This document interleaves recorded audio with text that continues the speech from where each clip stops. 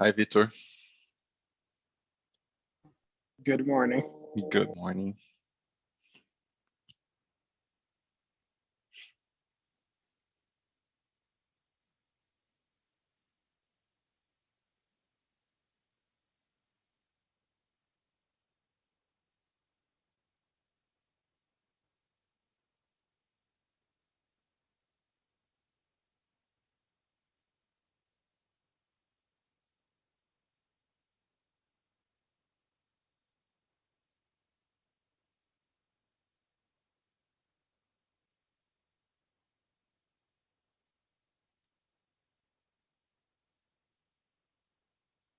Okay, I think it's about 11 o'clock.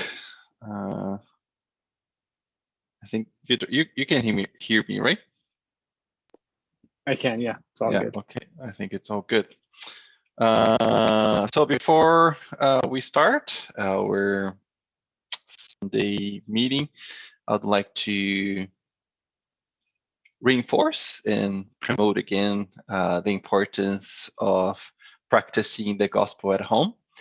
And if you would like to know more, would like to know how to do it, or not exactly how, but how to structure it, what are some of the ways that you can start this practice in your home, please reach out to us. Our Welcome and Assistance Department can help you, can answer questions, and can actually help you start this practice, which promotes and helps a lot with energy in our house, in our home, and for ourselves as well. So please do reach out to our group. We have here on the screen now the email welcoming@fsscalgary.ca. The group will be more than happy to talk to you. Okay, so let me start with another screen.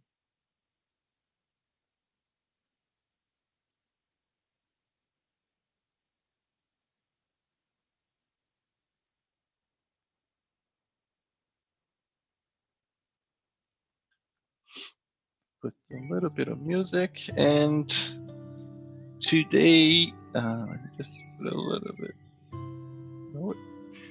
So today, to start our reflections, I'd like to read text number 2 from the Living Spring, which is The Way to Do It.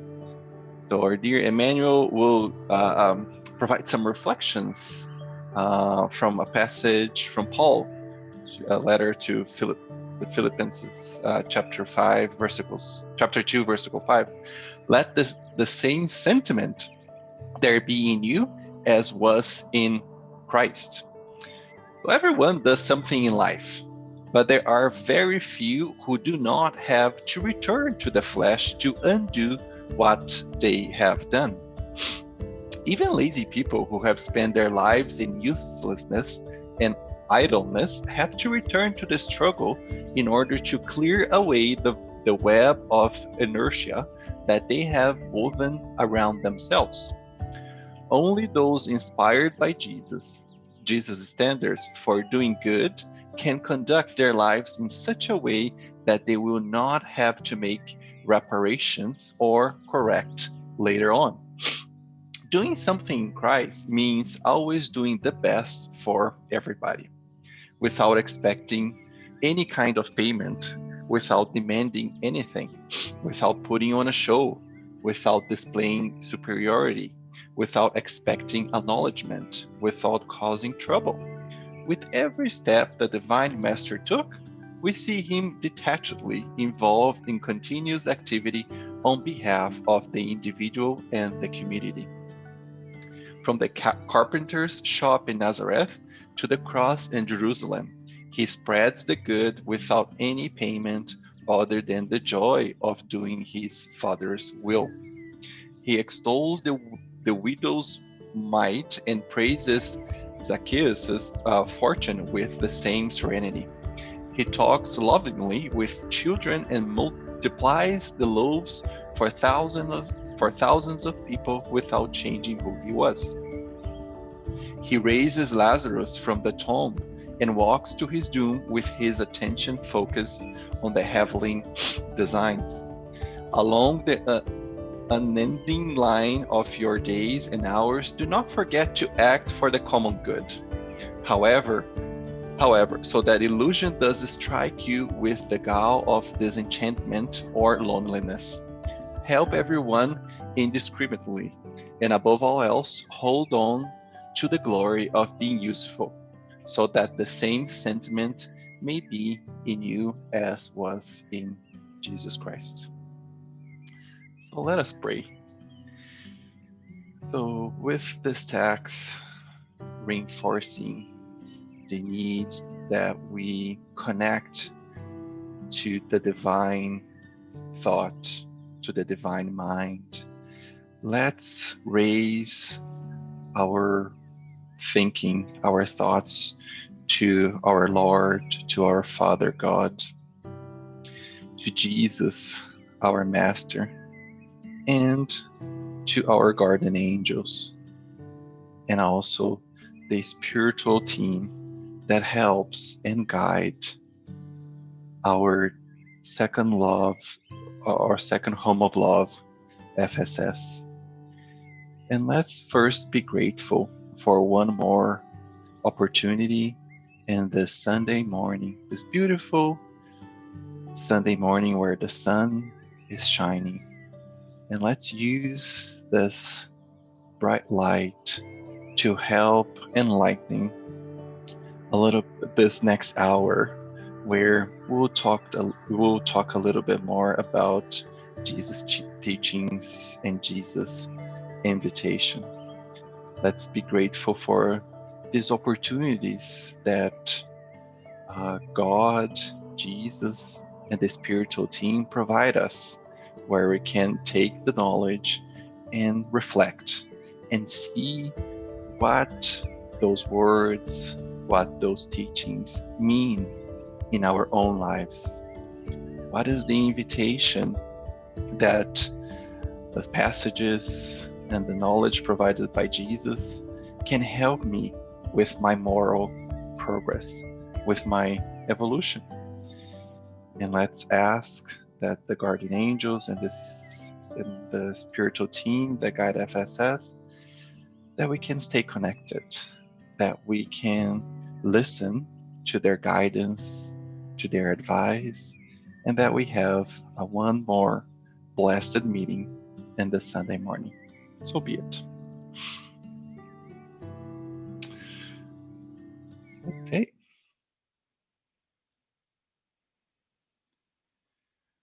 All right.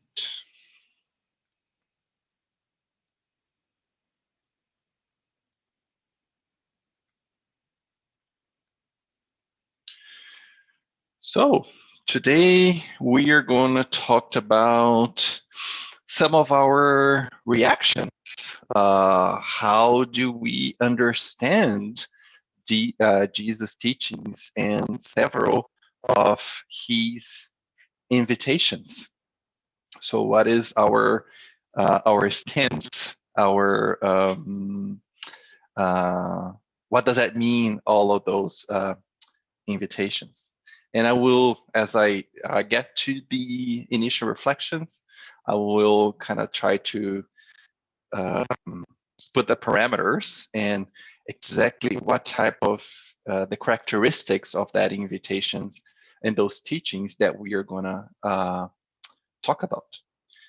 So today, this talk is based in our lovely Arthur Valadares reflections that he did about the consoling Christ, o Cristo Consolador. Also, 3 or 4 other books. One is Falando a Terra, my own translation, speaking to the earth or speaking to earth. Chico Xavier by various spiritists. Opinião Espírita, Spiritist Opinion. Also Chico Xavier by Emmanuel and André Luiz, our lovely Living Spring. Chico Xavier by Emmanuel. And Marcas do Caminho, or Marks of the Way, by Various Spirits, psychographed by Chico. And I mentioned today, I would like to really focus on I just got a message, low system resources. Can everybody hear me okay? Yeah. Yeah, okay. I don't know what's happening in my computer. So today is to understand what all the spirit. Yeah. Just I think the screen that you're sharing is the presenter's view, not the view to everybody else. How do I? You can just switch that on. There's like display settings on there on the top, and you just swap the view. Let's see. Let's try again. So I think I'm still sharing the. Just close here. Now, if you put on presentation mode. Yeah, so at the top there, display settings. Okay. Just click there and go swap. There you go. Cool. Awesome. Thank you, Victor. All right. So today, I would like to focus on the teachings provided by the gospel according to Christ, Jesus Christ. But what does it really mean? The consoling aspect, and this is based on all the reflections that Artur did a while ago, and kind of putting a new lens and really understanding what is the intention of the consoling, the consoling part, but not only the consoling part, but how does the consoling part goes beyond consoling? And of course, the Spiritism doctrine could not be not aligned to the consoling words by Christ. So what do we understand by the consoling Christ and its his message, and what do we understand by Spiritism as a consoling doctrine? It's really to go a little bit deeper into those invitations of consoling. And a spoiler, it goes a little bit beyond, because if we understand that God in his perfection, and Jesus in his most evolved state, Jesus would not just leave us and give a pat on our back. There is also an active, and we always mention the active invitation for us to do something beyond just hearing the consoling words. And Artur does that by doing providing a reflection based on the Sermon on the Mount. I always like to say off the Mount, but it's Sermon on the Mount, which is highlighted in Matthew, where there is more details in Matthew, and we know that in Luke we also have that. But Artur used a lot of the Matthew instance because it's a little bit more detailed. And as we think about the Beatitudes, right? Blessed are the meekness, blessed are those who cry because they will be consoled. Blessed are the meekness because they will inherit the earth. So all of those passages are a pure message of consolation. If we read those passages, I think it's hard to say that we will not feel welcomed, that we will not feel inspired, or we will not feel consoled by all those beatitudes, which gives us that belief, that confidence, that trust that there is something beyond, and there is something, and we are destined for a better or a future that will bring us happiness, right?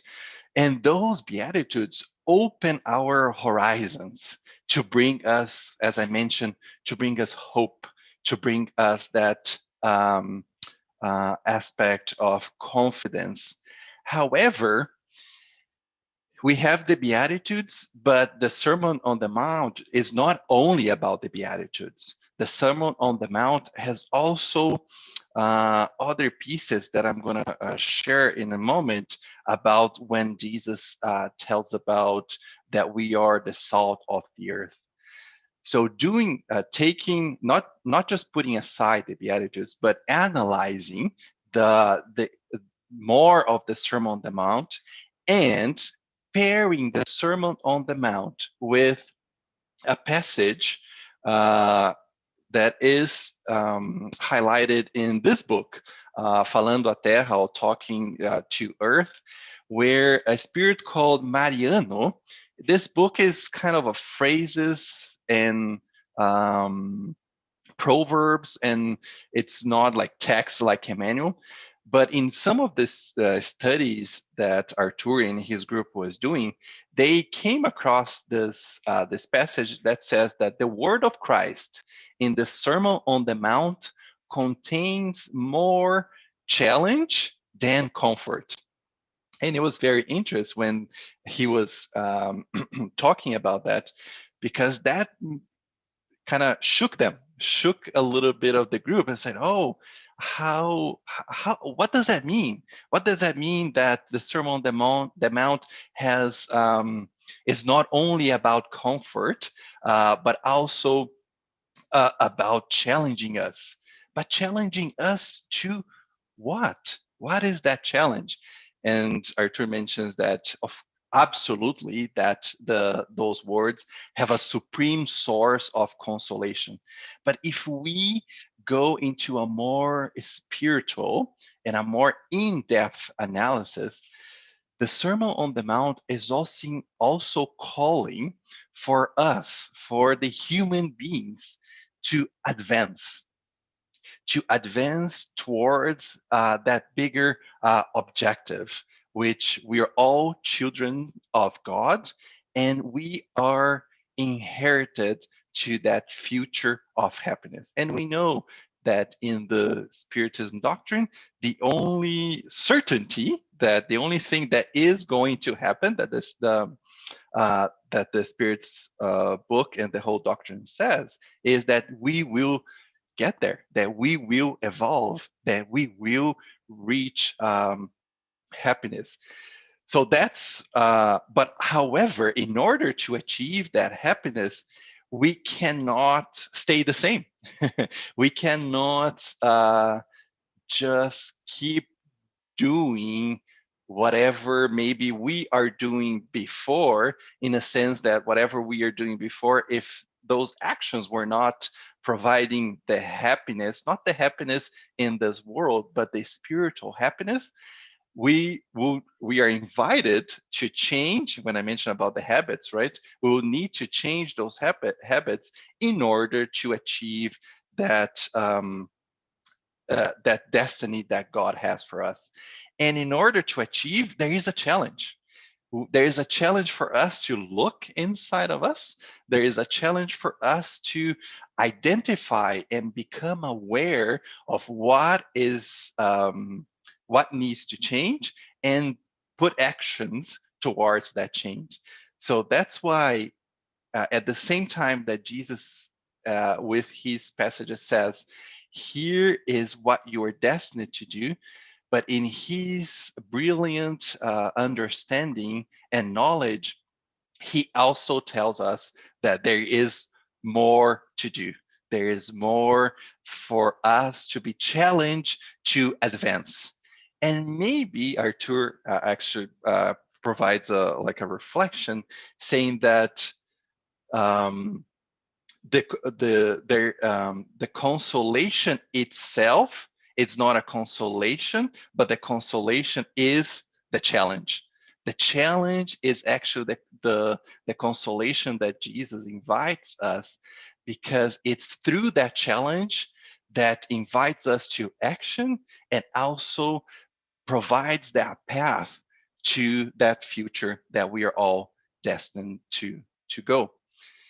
And I would like just to bring a few two passages in the Sermon on the Mount that highlights a little bit of that challenge. When I mentioned the passage from Matthew, "You are the salt of the earth," and then Jesus put here, "But if the salt loses its saltiness, how can it be made salty again? It's no longer good for anything except to be thrown out and trampled underfoot." So Jesus is giving us here, you have all that is required to make changes and to search and achieve whatever goals we all have for us. However, there's gotta be action. There's gotta be our effort to make the change. And here we can even bring the laws, the divine laws, right? We can bring the divine laws of evolution. We can bring the divine laws, the law of work. There is Jesus is consoling us here, saying, you have what it needs. You have what it takes.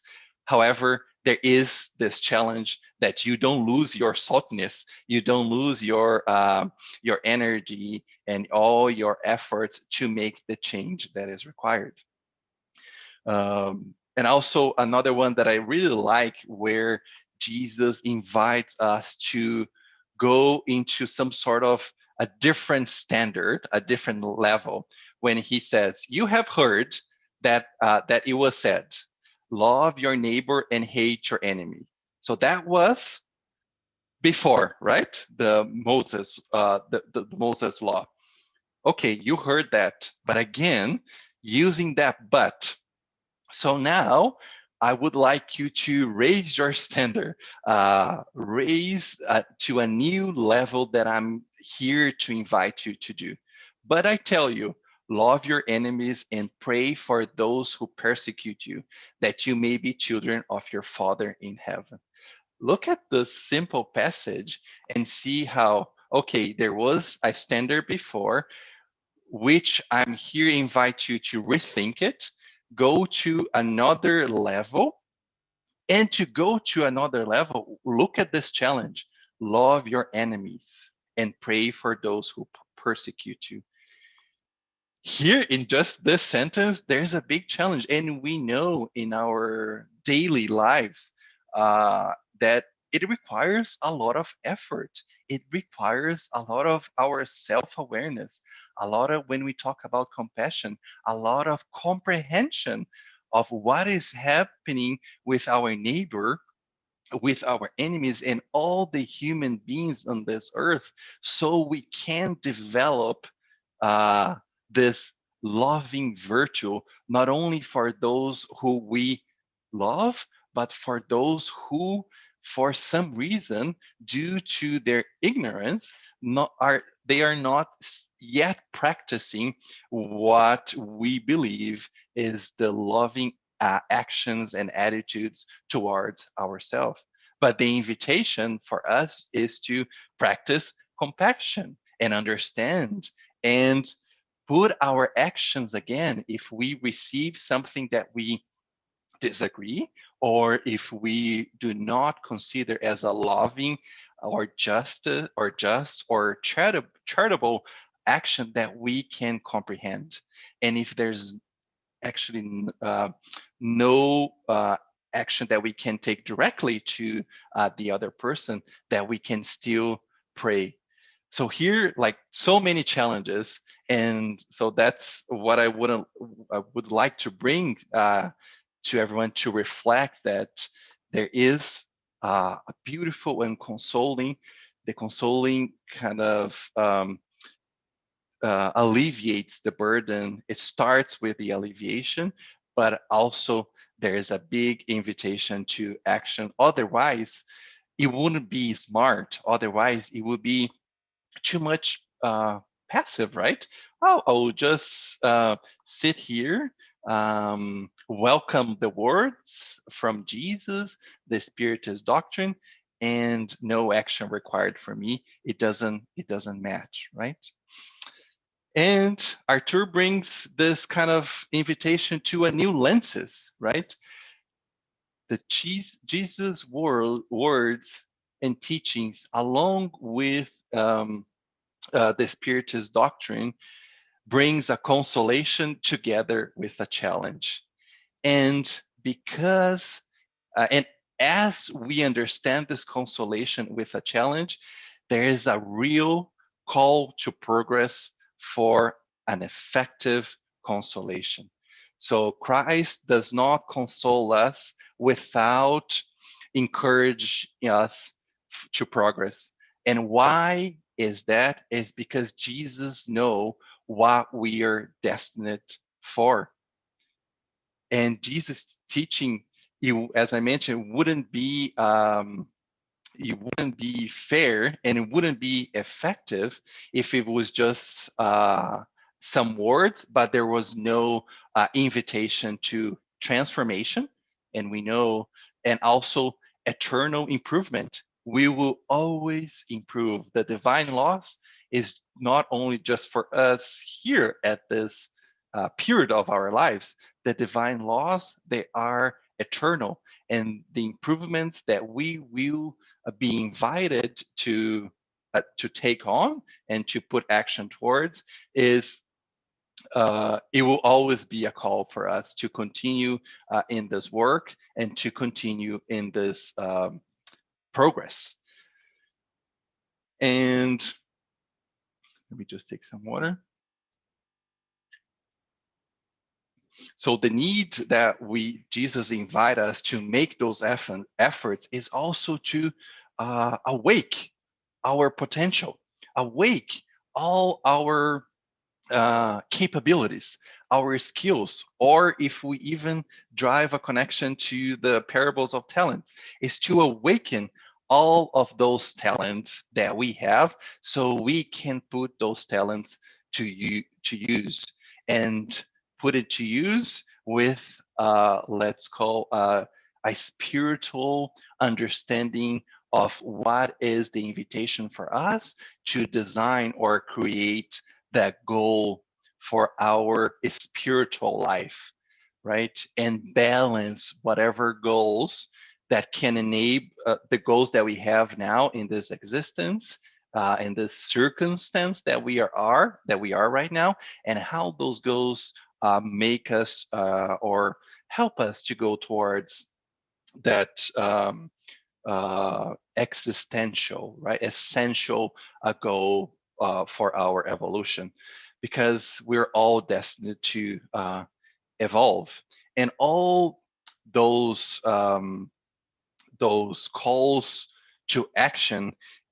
And if we drive another connection to the Beatitudes and the Sermon on the Mount, every action, every word that Jesus put out there, there's always that intention to restore our will, restore our goodwill, and restore our courage to go forward and to believe and have confidence that we will be able to achieve our final destiny. And Arthur brings another passage where Jesus was talking to a handicap, and in the Bethesda, I'm not sure how to say that in English. It's the handicap or the paralytic that he was in a tank, right? And Jesus said to him, "Get up, pick up your mat, and walk." And here is another such a beautiful example where the Jesus invitation does not stop on the consoling part. Because if Jesus' invitation was to stop there, he would say to the handicap, "Get up," and that's it. Just stop right there. But Jesus expand. He says, "Get up, pick up your mat," is to kind of learn pick up of everything that you went through, the experience, the situations, what you have learned, learn with all of that, assess everything, what worked, what didn't work, and keep going and walk and keep exploring and keep moving, advancing to the new horizons that you are invited to go. So I thought it was it's such a simple sentence and simple passage, but really drives the point where Jesus uh, console and also invites us to the progress, invites us to take action, invites us to do the work that is required for us to do. And of course, I always like, if you know me, I always like to put a lenses of sometimes the comparison, right? We can put some, we can put a situation here where we have a lot of hand caps, just to use the same analogy here. And sometimes we can look at our side and say, oh, that one is getting up, picking up their mat and walking faster. And I am still in the process of getting up and learning what I have been through.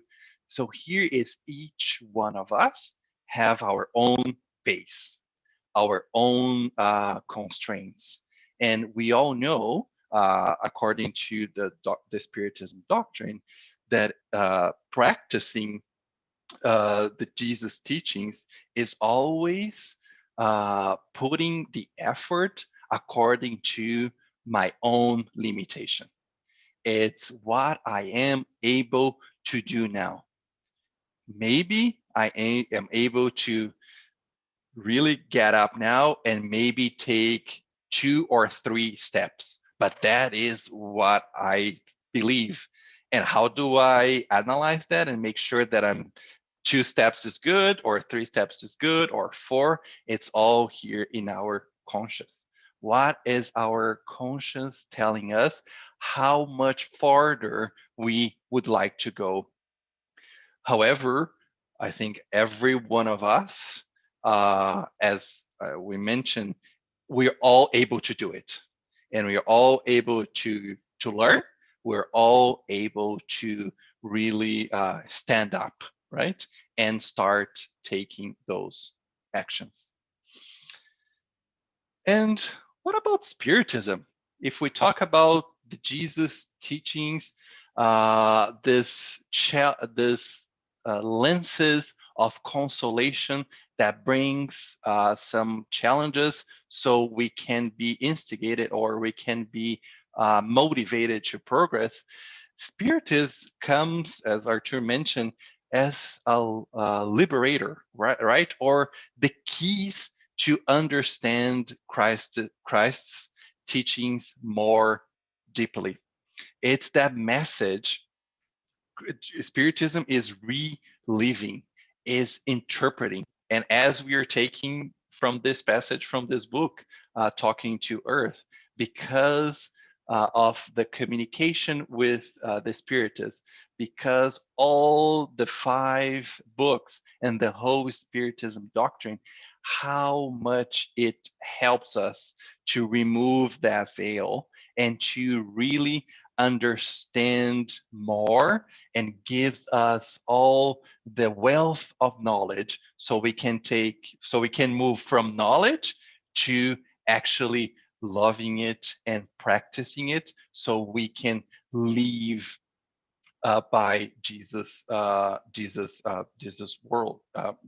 words.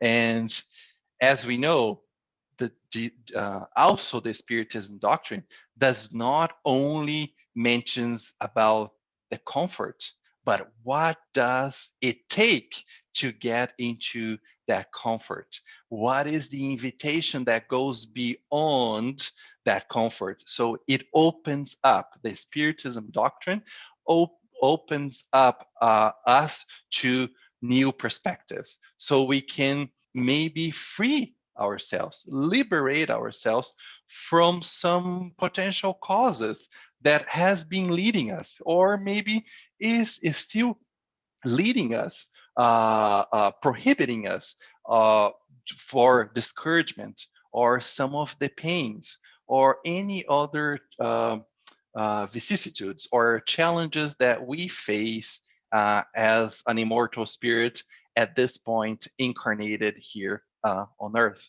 So that brings that lens. If I'm going through something, the Spiritist doctrine together with the Jesus teachings can help us really go to understand more and see why is that happening? Why is that happening to me? What am I invited to do, change, or act in this situation? And in order to give even a little bit more of understanding about the Spiritist doctrine uh, in this lenses of the challenge or the comforting that Jesus bring along with the challenges for us to become better.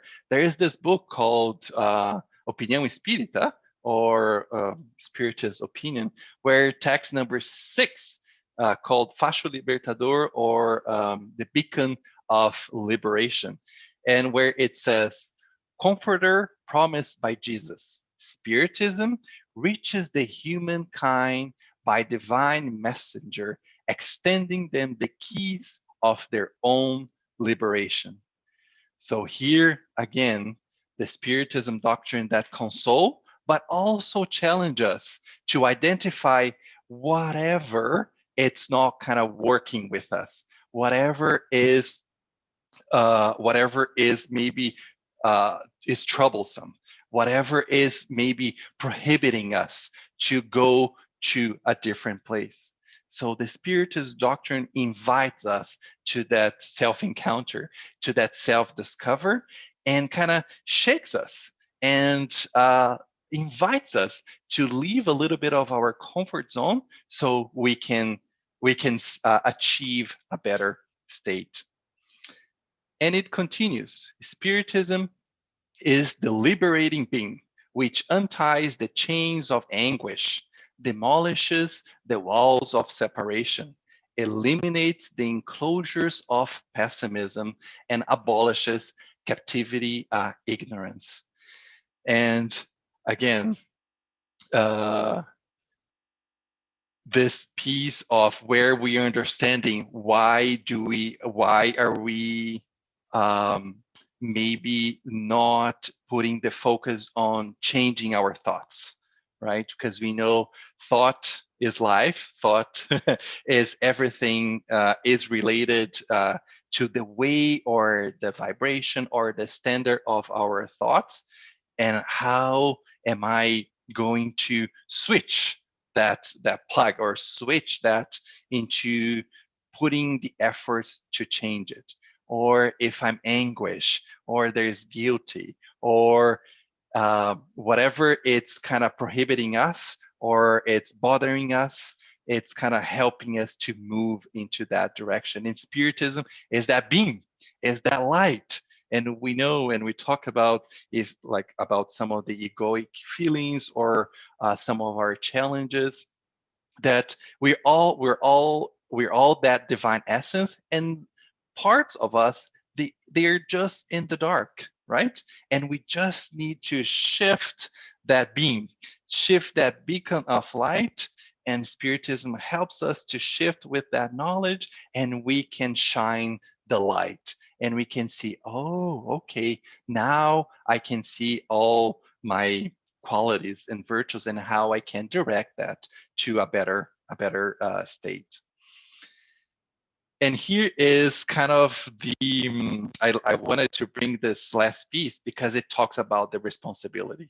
So Spiritism, to the credit and prestige of Christ, delivered to our indebted conscience, it is natural that the accountability and results that relate to it is a responsibility in our hands. So Spiritism, there's no there's no privilege, or there's no you have to go pass a test to know. It's a doctrine that's open to everyone. If it's open to everyone, everyone can learn with it. But it is also a responsibility that we will need to be accountable. We'll need to be accountable with all the knowledge that that has been given to us.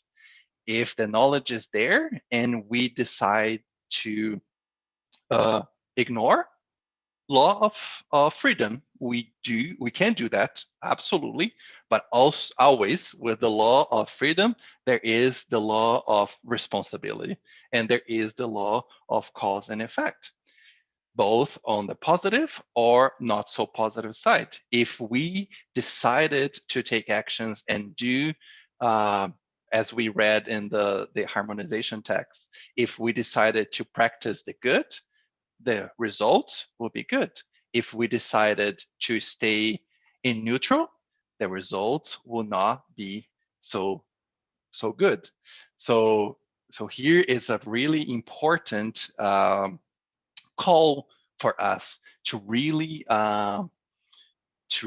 understand our accountability and our responsibility when going through, when reading, and when applying that knowledge. And I like when Artur mentioned that several times we, as if we base in our apprentice feeling, right? We will go through situations and we'll make mistakes as many times as it is required, so we learn. However, Artur calls for a very important, I think a good reflection is, sometimes if we keep doing exactly the same mistakes, or we always regret, or there's always repetency on exact the same thing, that X situation, that is already an invitation. Am I being too much stubborn? Even though I will have all the opportunities, or how long it takes, but there is that situation that keeps happening. What stubbornness do I have there that I might want to change, right? Because if we keep taking the same actions, we will always get the same results. So here, I think it invites us, what parts of our lives that we keep, and I found several in mind that I want to reflect again, say, oh, I'm always regretting this in this exact situation. Let me pause here and reflect. What am I doing, or what can I change? Am I being too stubborn here to continue doing everything the same, expecting a different result? So I think that's a great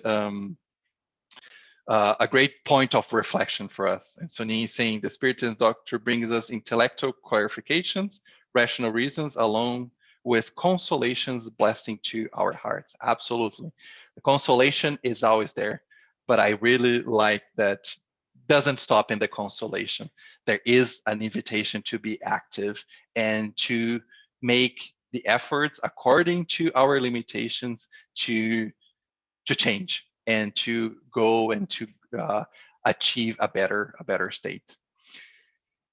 And then here he mentions about kind of, it's not a formula, but it's just how I interpreted the progress of the Spirit. So Tur mentioned that there is two components that provides and enable us to evolve and to progress. First is the divine mercy or grace. So as we know, we all make mistakes, right? We made mistakes in past lives, we make mistakes now. But God, with divine mercy, always give an opportunity, no matter what happened, that we can come back in this body or any other situation, that we can come back and redeem ourselves. So that's the most pure expression of divine love. And it doesn't expect anything in return, right?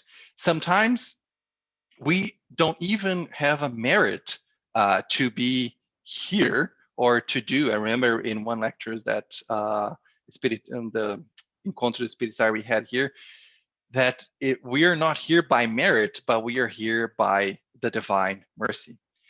And does the divine mercy vary according to what we do? If Luis did something, person B did another thing, so person B has more divine mercy, Luis has less divine mercy?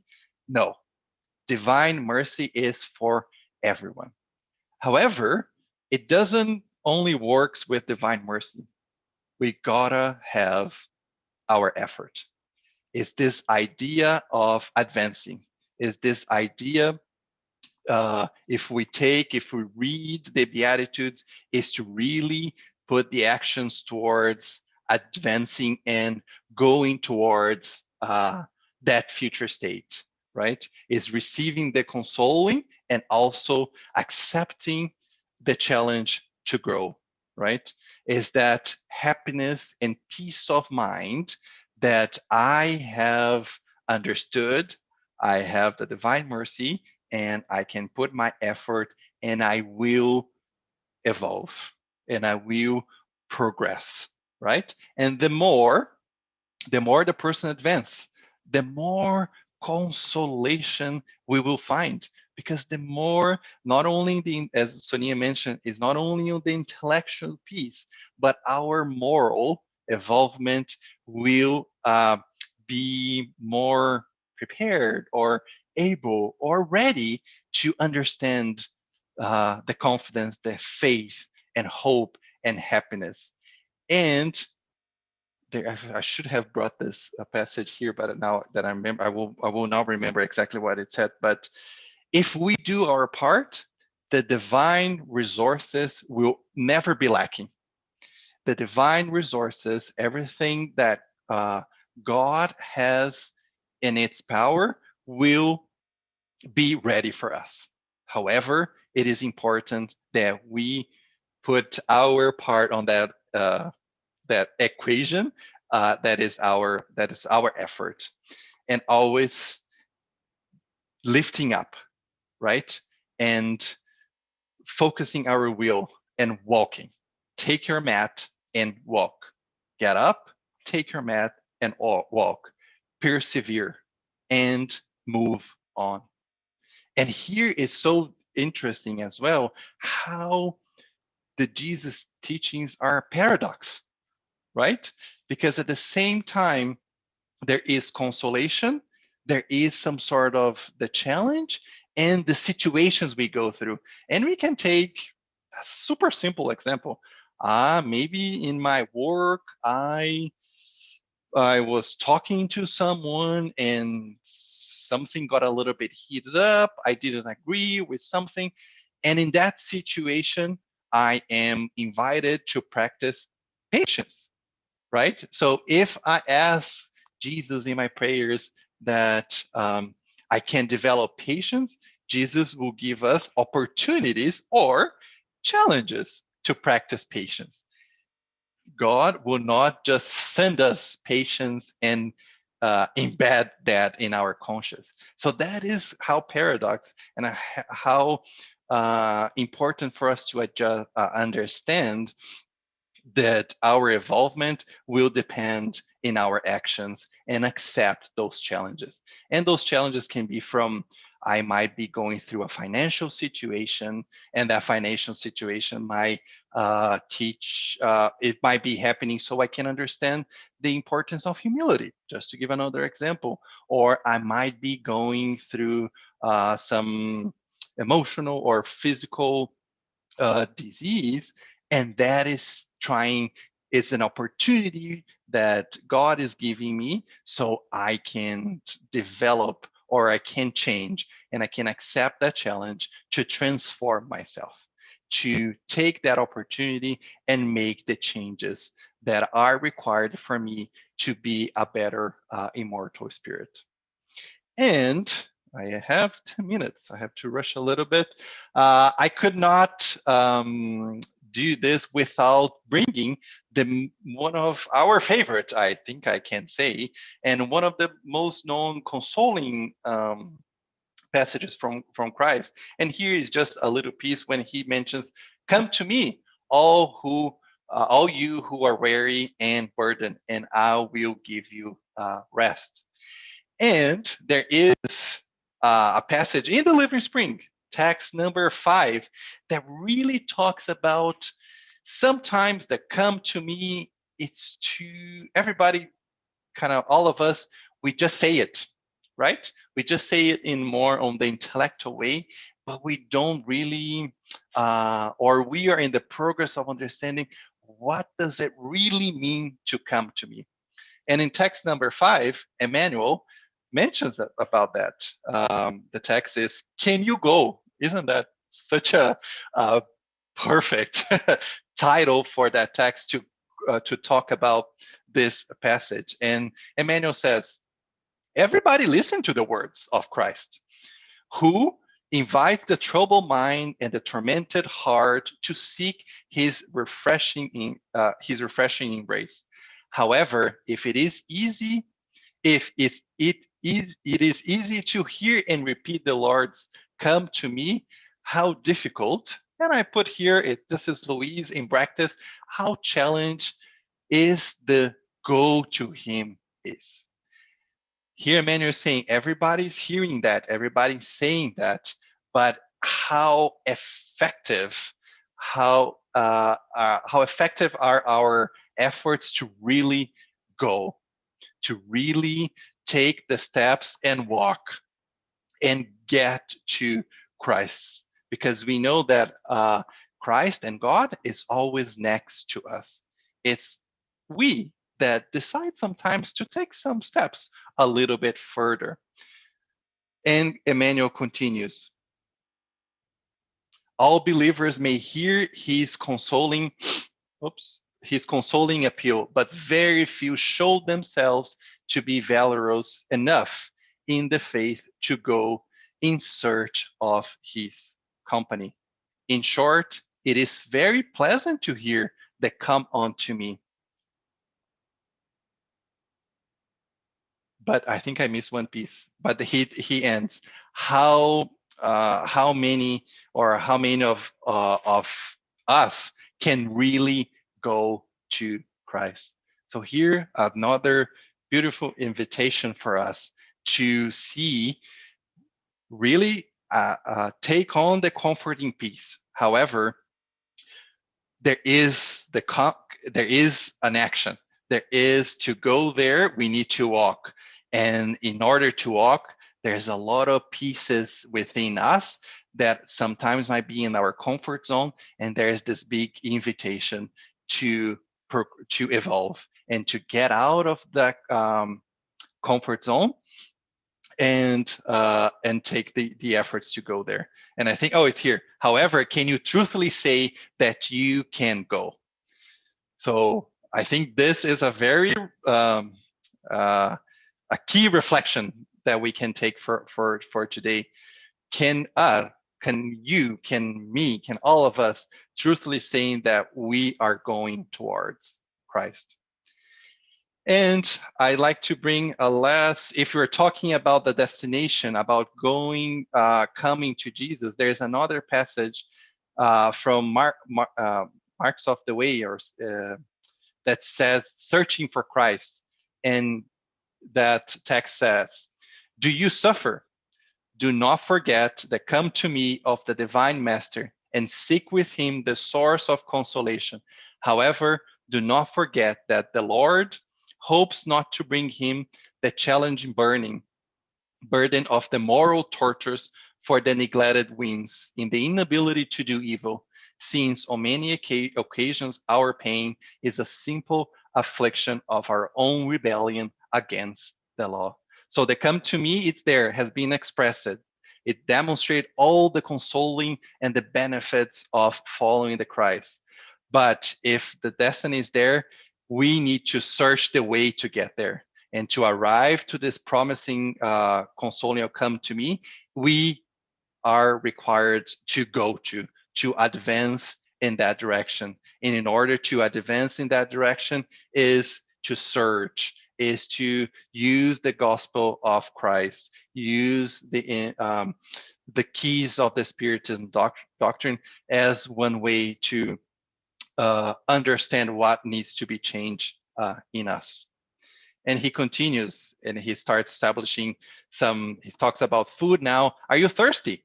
Search in Christ, the source of the living spring, in the certainty, however, that the crystalline spring will extinguish your lust for comfort and longing, undo gold and domination. So again, it's that invitation for us to rethink, what are we searching for?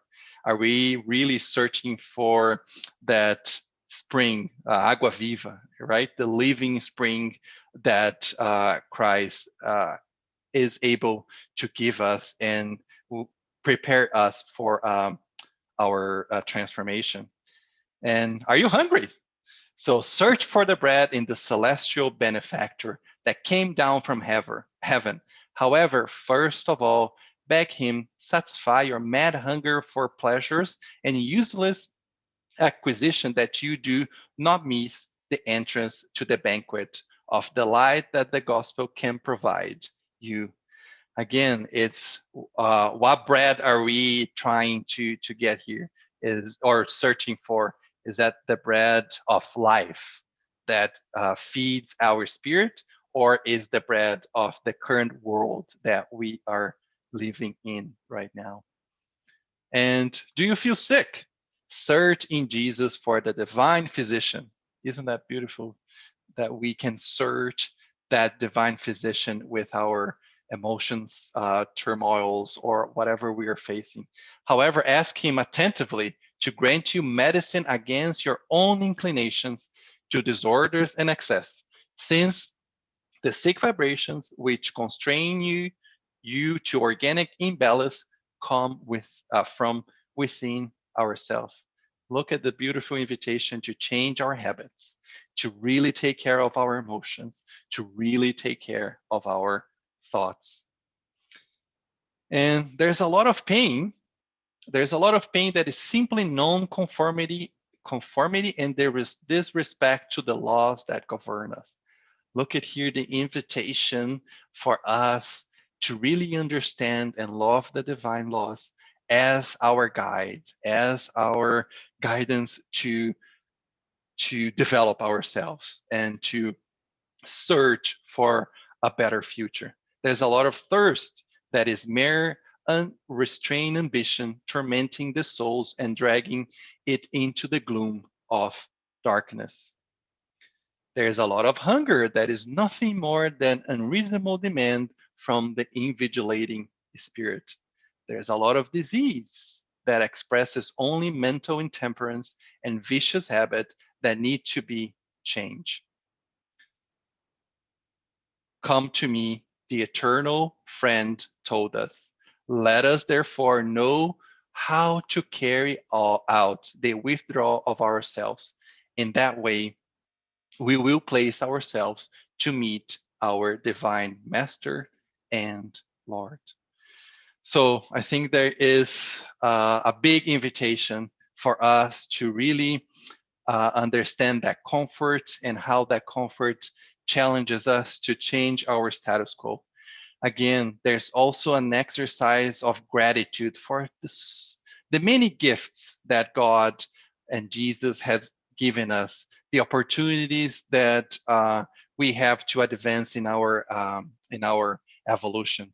Gratitude for everything that we have here in terms even of material aspect, or gratitude to this beautiful doctrine that helps us to advance in our evolution. And an invitation to all of us to really rethink and take the next steps of that consolation, to accept the challenges so we can live in this eternal progress, eternal evolution. That's it, 159. Very close. I don't know if there's any questions, or I can go to my final prayer. Yeah. Okay. So let's keep our minds connected to Lord God and to Jesus, our Master, and be grateful for this time, this Sunday morning, where we learned a little bit more about how consoling is Jesus' teachings, Jesus' invitations, but beyond that, how important it is for us to take action and to initiate all the changes that are required for us to evolve. And we know, and we are invited to practice this belief, the confidence and faith that the divine resources are here for us and they will never go away. So let us remember the importance of us to make the effort to take the step forward, to get up and to walk towards our advancement. And we know that Jesus and God, along with our superior spirits, will be next to us, guiding and helping us, and inviting us to stay connected to this divine thought, to this divine energy. Let us be encouraged. Let us be brave. Let us be aware of everything or the habits and thoughts that we're invited to change so we can progress, so we can achieve this promised happiness. May we have a blessed Sunday and a blessed week with love and serenity. And we'll be here tomorrow with a little bit of more of the gospel about Spiritism to help us in this journey. So be it. Thank you very much.